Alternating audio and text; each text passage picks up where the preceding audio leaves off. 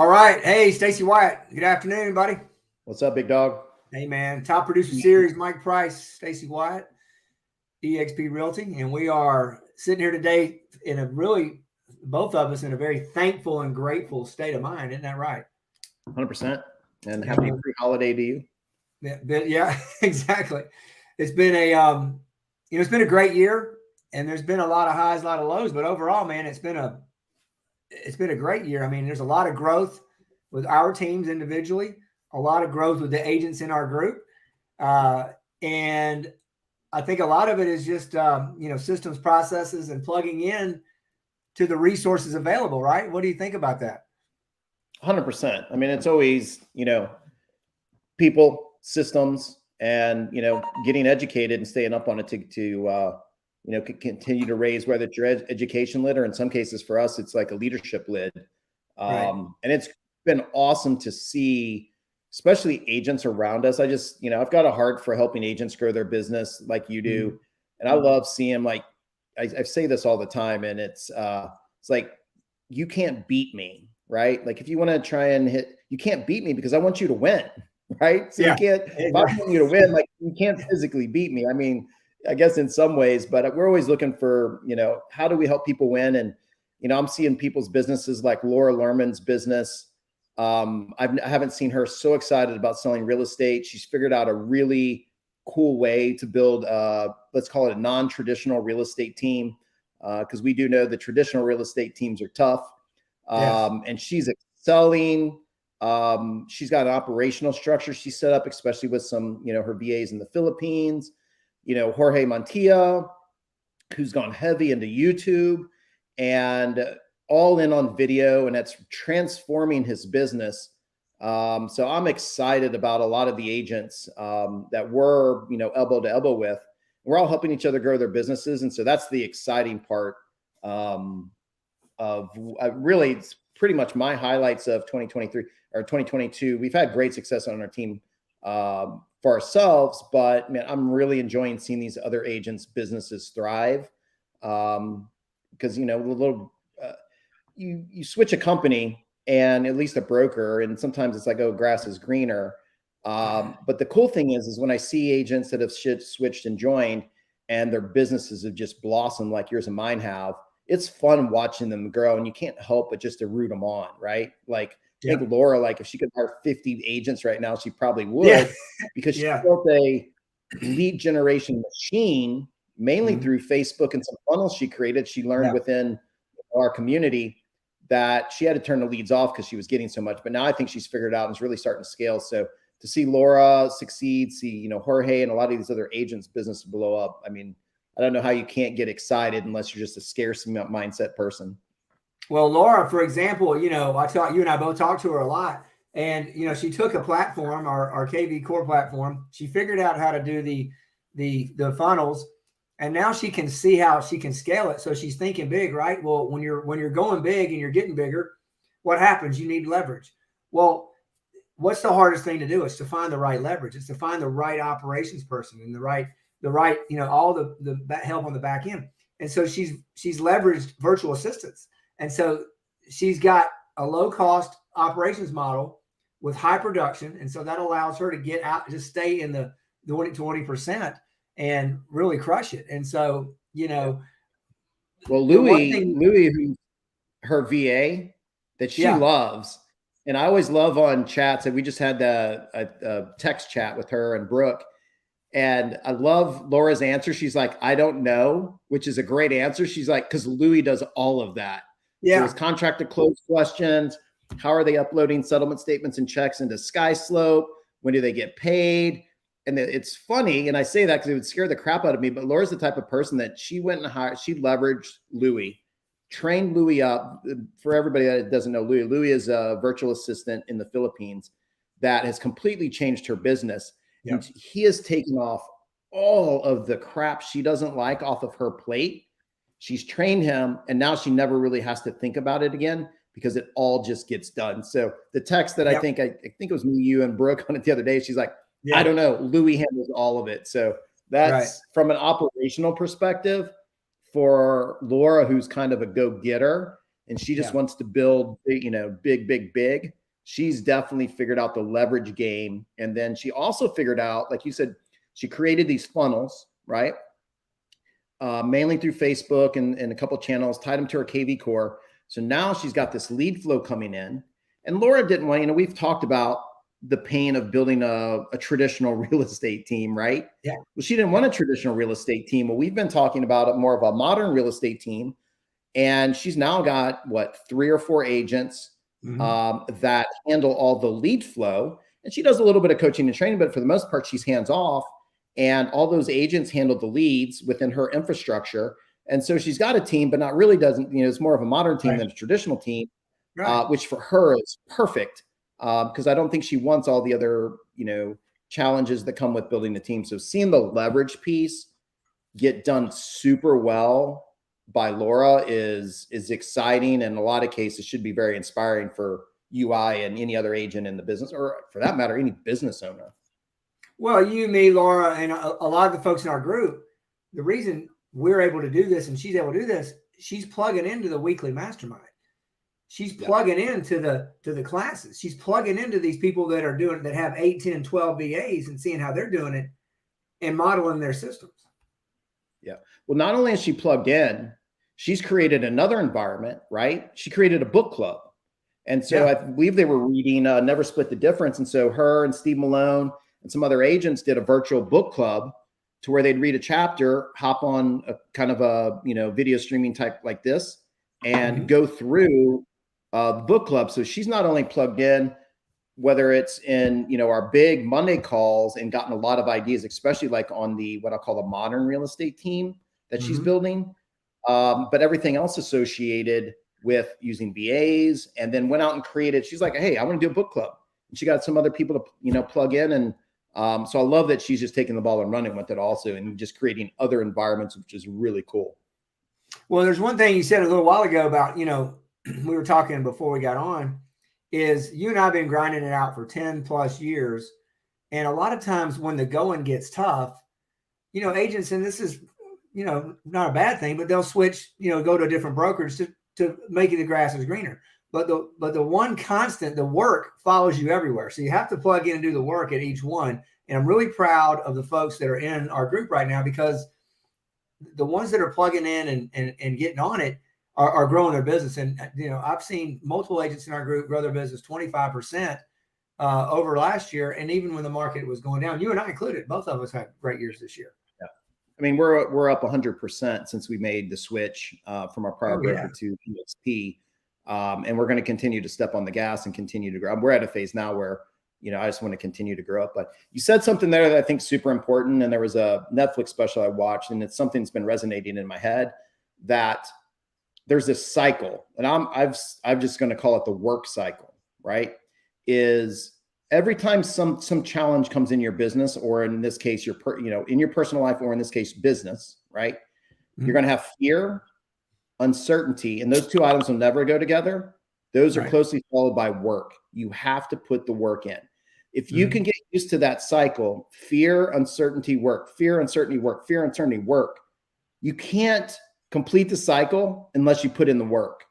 So point being, you and I've been through many phases of the real estate business, up, down. I got in 2009, arguably the worst market in my lifetime, and in probably our country's lifetime, other than the Great Depression, arguably, right? But was there a ton of fear? Dude, there was a shit ton of fear. Yeah. Right? I just left a corporate job paying healthy 6 figures. I come home on a Friday without a job, and my wife goes, oh, by the way, I've got a 1 year at home and I'm pregnant with number 2. Then there's the uncertainty, right? Because for those that are bold enough to remember, nobody was financing anything, because it was the financial crisis. Nobody was lending. Right. So I can't go back into development. I really don't want to go back in construction. So there was a ton of uncertainty. I don't even know where a paycheck's coming from, right? But you know what? I put in the work every single day. Work. Got around people like yourself and a lot of other friends at, when we were in Sandy Springs office, and put in the work. But then it's the cycle that repeats itself. And so for those that are willing to complete the cycle faster and faster and faster, as soon as you can get through the fear, the uncertainty, and then put in the work, That's the difference maker. Yep. And the challenge is what I see with a lot of agents, they get lost in either fear and uncertainty and either fizzle out of the business, right? Because we have what, a 30-something% attrition rate, right, year over year with agents. And even for the seasoned agents in the business that are usually looking for the grass is greener or whatever else, I'm like, listen, this place may not be for you. And I can tell you, for an agent that joins our group, if you're not willing to go through the fear, uncertainty, and work process, and we're going to do the best to help you reduce the fear, give you some level of certainty, right? But we can't do the work for you. You got to put in the work. And for those that have come in, like the Laura Lermans, the Jorge Montillas, any of these agents that have come in and put in the work, their businesses are thriving. So, which is exciting. So I think you and I have just, really embraced the fact that I just got to do the work. And that's it. Right. I've embraced the process, right? And I'm willing to grow through that process, where a lot of people, I think, get stuck in, number one or number two. And then when it comes to number three, it's they're worn out, they're scared or whatever. And I think that's where we play a big role with a lot of agents, is help them get stronger through that cycle and grow their businesses, which is the fun part to me. Well, our good friend Sean Rawls, you weren't able to make the mastermind yesterday, but he did a mastermind, and it was about 100+ people in the room, and he said some great nuggets, as he always does. The OG, baby. He is the OG. That's right. He sure is. And he did it. He did it when it wasn't cool. I mean, he got in there and rolled up his sleeves and got it done at a big level. But he said something. He said a couple of things. One of the things he said, and you mentioned about fear. Sean said, "Look, fear can stop us in our tracks." And when you are experiencing fear, whatever that is, you need to run towards that thing that's scaring you. Correct. And you're going to find out when you get to the other side, it really wasn't that bad. It was all right in your head. And a lot of agents are paralyzed and frozen with fear of the unknown and not what to do, what the right thing to say. What do I say when I get there? And action really dissolves all that fear. Just what you were just saying. You just got to get into massive action. Yeah. Well, it's funny. Our buddy Ray Chaffardini, I'm Ray's obviously, got a great set of skills. And he once told me, he's like, Stacey, do you know how people, let's say I hate snakes. I don't know why. I think it's, it's just great. I have a fear of snakes. Right. And he's like, well, you know how they treat that? I'm like, no, how do they treat that? Well, they present snakes to you. Like, you're going to have to face the fear to get over it. He's like, really? That's how they do it? It's like, yeah, it's conditioning. And so it's no difference in our business. Is this thing that looks fearful, the 900-pound telephone, right? Yeah. Well, I think up until I probably went to Bold, and I can't remember that year was. And dude, you just start putting in the work. And I just got so used to calling people that 900-pound phone that now I just picking up and have a conversation with anybody because I have no fear around it, right? And that fear is usually built up. What do they say? Fear stands for false evidence appearing real. Right. Yeah. We build this stuff up in our head, and then we become psychological and we can't do it. So I just face the fear, like you said, and sometimes some agents need some nudging or show a path. And the second that they do it, man, they come out on the other side of it, and they've only grown bigger, better, and badder. And the agents that can complete that cycle quicker are the ones that I've seen grow personally and professionally at a staggering rate faster than agents that in a lot of cases been in the business for a long time. Well, I met with, 3 of our superstars yesterday, the collab, Alicia Taylor and Christine. And like that, they're one example of some of the power players in our group that are motivated, fired up, and ready to go and starting to plug into everything. And they're go-getters. Being a go-getter in this kind of market is better than just sitting back and waiting to have all the answers. You got to go out and push. But one of the things you and I've done well, and a lot of and the collab is doing well, and a lot of agents in our group, is they're reaching up to the folks around them that are doing it at a higher level, the same thing we're doing, and getting information from them, getting systems and processes from them, following and modeling, right? Success leaves clues, and really putting in the effort to, I want to be the best and the best at what I do. And that's plugging in and being consistency. So let's talk about consistency for just a second. You and I are both really consistent. How would you tell a new agent right now out there about, how to start a business and how to be successful? What would you say there about consistency? Yeah. I mean, so here's the deal, right? Like, I've thought a lot about this over time. And the most successful, here's the reality. The most successful people with businesses, right? I'm trying to think of how to word this best. They're the best at doing the most boring shit every single day, right? That's it. And at the beginning, you think it's boring. Wow, I just made 30 phone calls. Wow, I just sent 30 emails. Wow, I just sent 30 texts. Wow, I just did 30 property searches, right? Well, it may be boring at first, but you know what? You continue to do that time over time, and it just becomes so natural with you. Mm-hmm. I physically enjoy it now.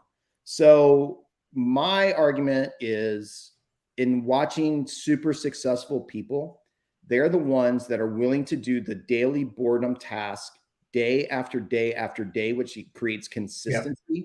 It also builds muscle. Once they're able to do that, their businesses change overnight. So consistency is more important. I'd rather somebody make 5 calls every single day than 20 calls one day.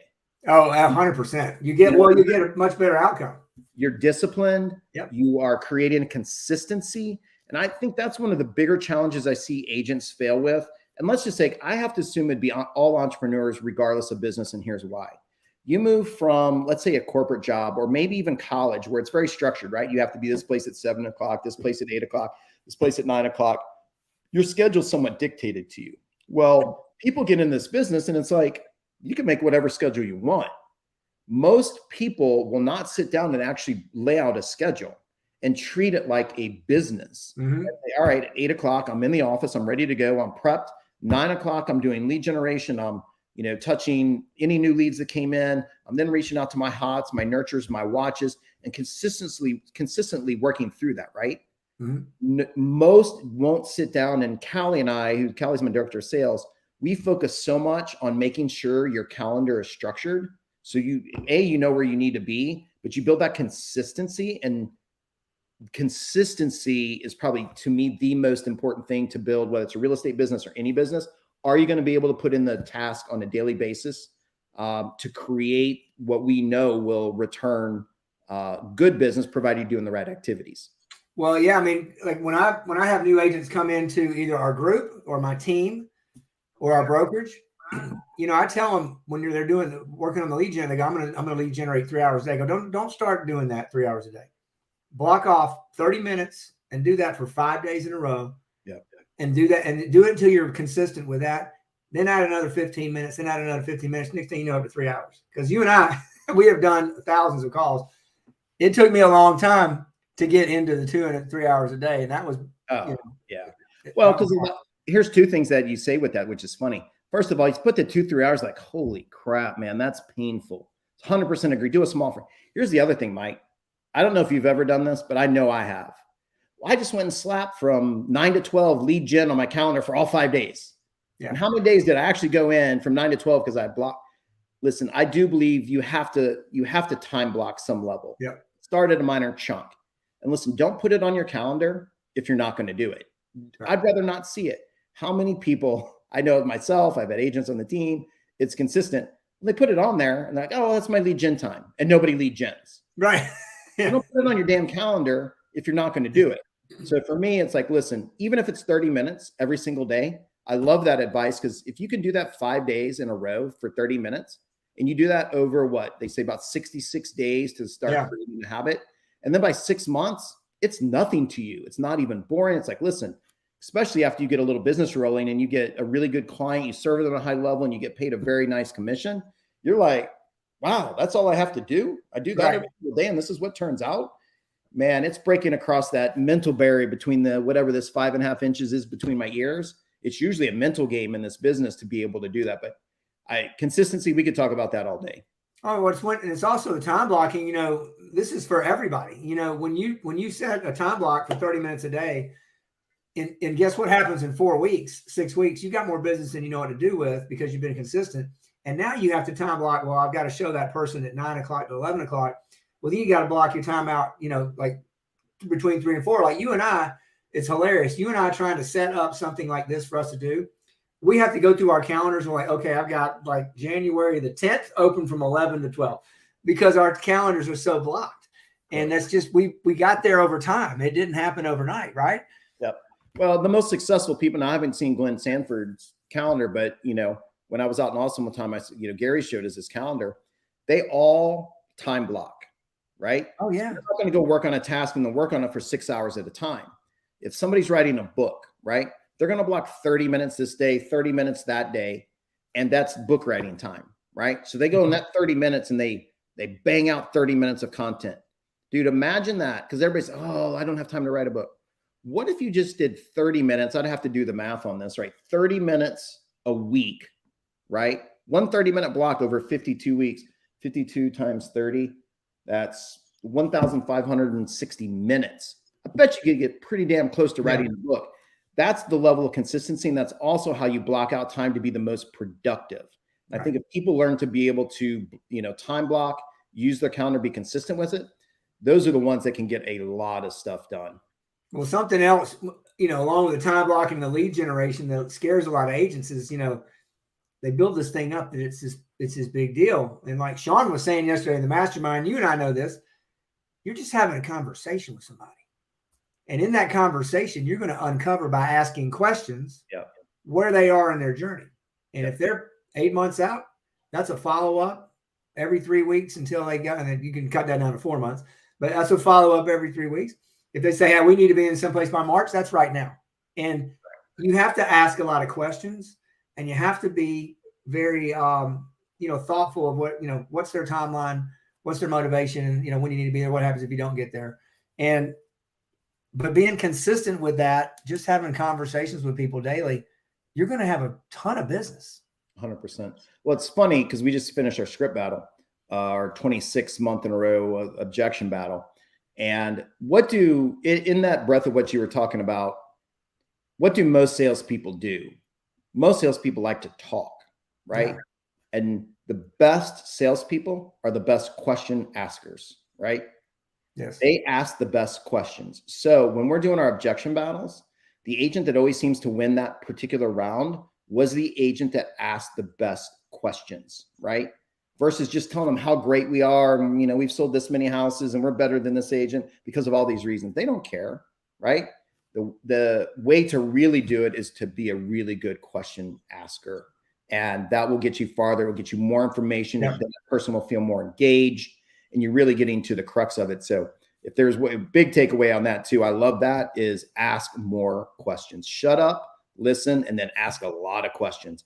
And I like a really uncomfortable pause, right? Like if I was to ask you a question and it made you feel slightly uncomfortable, well, if I asked you the question, then I was quiet and created that uncomfortable pause, dude, that is amazing. Because one, that you've asked the question and then you're going to listen versus right out of it. Because most of the salespeople are like, blah, blah, blah, all over them again. So I love that. And then of course, Sean's always got the greatest advice. So yeah, well, I tell my agents that when they go to an appointment, they ask that question or they talk about the price adjustment, and to say it and then just stand there and look at them and don't blink and just don't say anything and don't go, just let them talk. And then sometimes 3 seconds seems like, an eternity. Yeah. But it's fantastic. If you can do that, and I have to, because I'm guilty of that more than anybody, because I do like to talk and I like to hear myself talk. Like when we're doing this with the team and the team's gotten really good at this, is like they've become really good question askers. And the funny thing is the same person's not winning the objection battle every time. And here's why. Sometimes we show up, right? In this case, we do it 9 o'clock on a Thursday morning every month.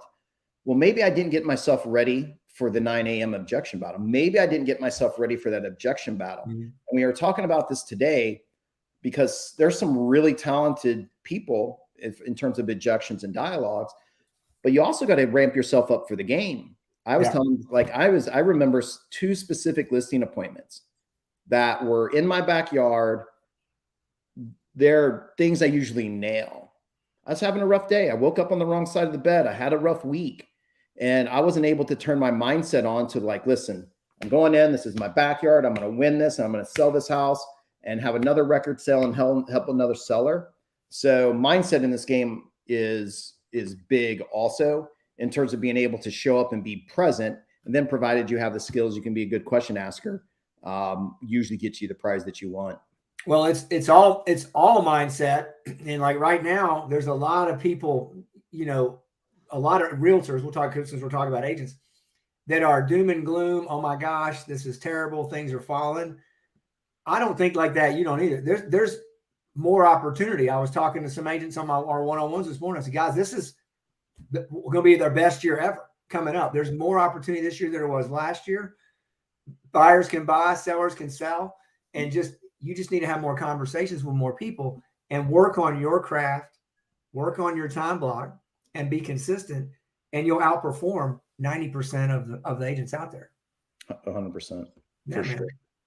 Well, so to recap, 2022, great year. Rates kind of threw everybody for a loop, but didn't kill it. Definitely not going to kill it next year. I think one of the biggest things that my takeaway from this year, because you and I, everything we talk about, we're doing. And so me and you plug it into our generals group with Fast Forward Movement, plug it into the masterminds every week, and reaching out to these people in these masterminds after the mastermind. And, hey, explain to me how you did that, has been probably the number one thing that's helped my business. I know it's been a big help for your business. So Of course. out there, if you guys are out there, anybody out there, doesn't matter what brokerage you're with, you got to do the work. You got to plug in. Don't plug in and not do it and wonder what happened. And if you're out there struggling, or you want to see what it's like to be in one of the masterminds that we're a part of, reach out to me and Stacey, DM us, call us, email us, we're everywhere. And just a little happy holiday advice. And Stacey, what would you say to all the agents out there, give them a little advice going into the next year? Yeah, that's awesome. So listen, in terms of, and I'm going to speak to the leaders in the group, right? And then the agents can take from this. I feel as a leader, like we can't BS and tell everybody, hey, it's just going to be easy, right? I don't believe in living like that. They do want your leaders should be positive and proactive, right? I do want to give a slight dose of reality. Yeah. Is it going to be tougher than it has been for the last 2 months? Absolutely. But you know what? For these reasons, and I don't want this to come off the wrong way. It's like, listen, housing is one of 3 basic human needs, right? On top of that, every day there's death, debt, divorce, deployment, displacement, meaning people are being relocated, people need to downsize, and then there's disease like COVID, right? So for all those reasons, people are going to still have to buy and sell. So I'm more excited about 2023 than I have been about any other year. So for the leaders, I think you have to be pragmatic and give, hey, it's going to be a little tougher, but we're going to double down. But I'm super proactive because, well, first of all, NAR came out with a, at least for Atlanta, but NAR came out with their forecast for 2023. You know what the top 10 markets were? Atlanta, Georgia, number 1. Yep. Raleigh, 2. Dallas, Fort Worth, 3. Fayetteville, Arkansas. Greenville, South Carolina. Charleston, South Carolina. Huntsville, Jacksonville, San Antonio, and Knoxville, right? All those sunshine states. So for me, it's like, boom, that's awesome. That's one reason I love living here. Other reason it's great to be in real estate here. But yeah, is it going to be harder? Sure. Instead of making 100 calls, I'm going to make 200, right? Yeah. I'm going to double down on my database. I'm going to love on all the people that have supported our business and add as much value as I can. So I want to be pragmatic, but also I'm excited about the future. Yeah. So I think the agents that are willing to step in and get in and work through that cycle, fear, uncertainty, and work, that's the growth cycle, right? The work cycle, the growth cycle, whatever we want to call it. And regardless if you're not in those top 10 markets, it is always a good time to be in real estate because it's one of the basic human needs. Go out and find the people that need help, that need to be served, that are going through one of those life circumstances that I just mentioned, and you will have the best year you've ever had. Conversations, consistency, and relentless follow-up, ladies and gentlemen, is not going to be easy this year. Just like Stacey said, you're going to have to work harder. You're going to have to get intentional about the basics. Call your database, roll up your sleeves every day, follow your schedule, go to work. And I know you're relentless on this. The agents that are best at follow-up will have the best year of any other agent in the business. That's right. So the last one, the one that calls them the 3rd month in a row. Hey, I'm ready. Oh, great. I'll tell you one quick story and we can end on this because it's kind of a fun story. We had a lead. Well, first of all, how many after the initial lead comes, let's say it's a new lead you haven't met yet, right? You have not met. Lead comes into your website, Mike.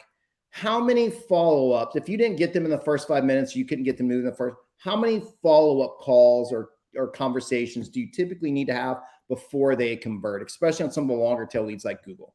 How many conversations usually? It's usually 8 to 12. Right? 8 to 12. Yeah. So we get a lead comes in our system, and some of the agents are going to hate me for telling the story. and it's a $3.5 million buyer. Came in, one agent handled it, called him a couple, 3-4 times. Didn't get a hold of them. They did send a showing request that they never responded to, or the agent reached out, but the buyer never would, answer the phone. So they dumped it back into the lead pond, and another agent called, and then another agent called from the pond, and on so down. And then Ashley gets in and calls the lead. So this is, I think it was touch 9, might have been 10, 9 or 10, gets a hold of the guy. Okay.